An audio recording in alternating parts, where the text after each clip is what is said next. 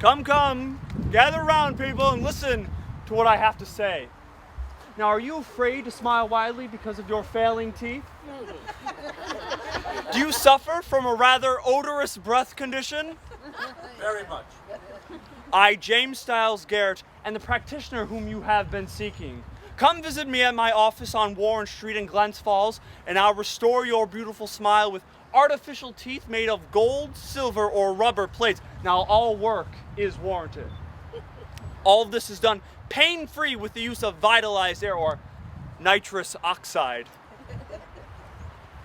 You can then protect your new smile with special toothpaste and mouthwash crafted in my very own apothecary. See, now I was born on the 19th day of September in 1835, about 20 miles south of here in Ballston Spa. Now, the son of Anson Garrett and Julia Stiles. Now, my father was a strict Baptist who, I can assure you, did not spare the rod.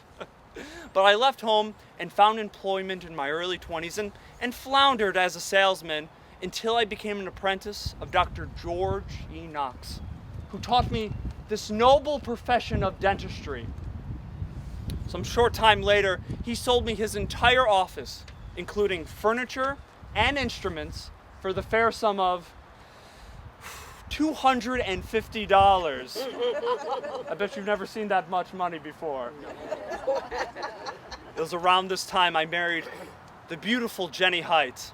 But before I could begin my practice, the war between the states intervened, and so on August 2nd, 1862, at the age of 26, which is when I'm telling you my story, I left my pregnant wife, traveled north to Plattsburgh, and enlisted with the 118th New York Volunteers. We became known as the Adirondack Regiment. And we are under the command of Colonel John Cunningham. Now, some of you may know Colonel John because after the war, he became president of our very own Glens Falls Insurance Company.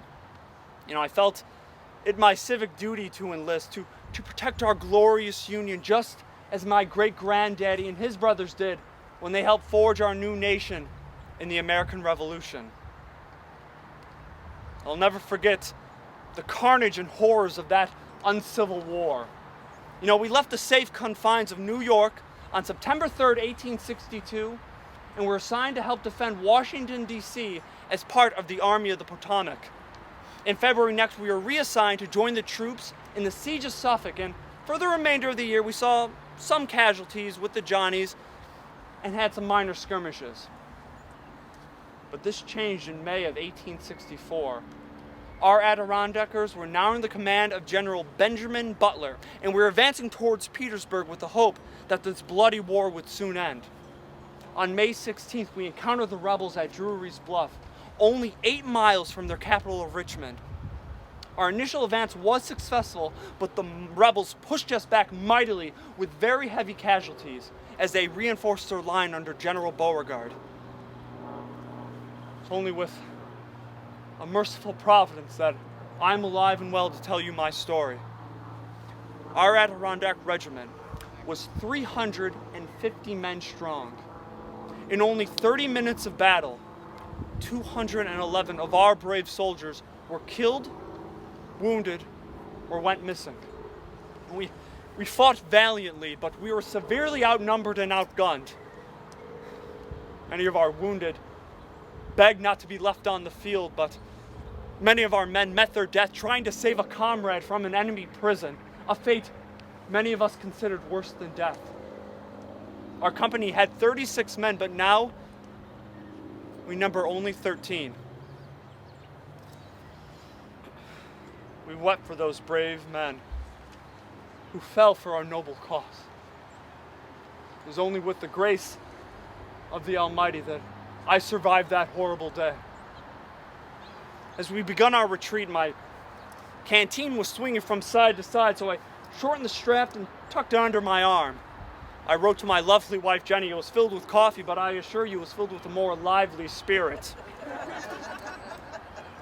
Anyway, upon my retreat, a Confederate bullet hit my canteen, which lifted me up and threw me to the ground with a mighty vengeance. As I lay on the ground, I felt a sharp pain in my chest, and my tunic was soaked in what I thought was my own blood. And as I reached down to feel my side, I found this lead ball. My ribs were badly bruised, but that was my only injury.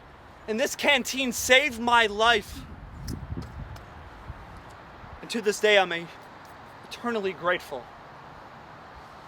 I was discharged from the service on October 31st, 1865, with the rank of first lieutenant. I begun to practice dentistry in Glens Falls, and together with Jenny and my beautiful daughter Ida, we embarked upon the journey of life.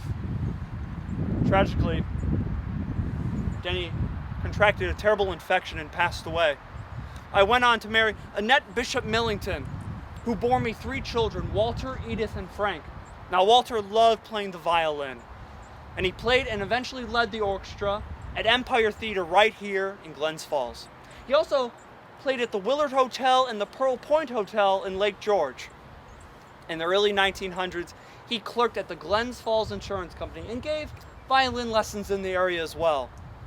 And after a few years of prodding, he decided to follow me into dentistry and joined the dental department in the Baltimore Medical College in 1907, where he graduated in 1910. And he married Frances Dempster in 1913 and had 2 children, Richard Dempster Garrett and Mary Garrett. Now, Richard became a dentist, and his son, Richard Dempster Garrett Jr., is a dentist working in Sherman Ave right here in Glens Falls. Now, Mary married Donald Way and had 3 children, Daniel, Ann, and David. Daniel's now a physician practicing with Hudson Headwaters.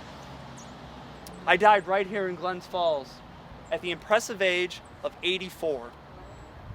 But do not weep for me, because I lived a storied and wonderful life. I'm proud to have fought for my beloved country. I loved my noble profession of dentistry, and I'm deeply touched that my son, grandson, and great-grandson followed me in my footsteps. And to think that none of this would have been possible if it weren't for this old canteen. Thank you.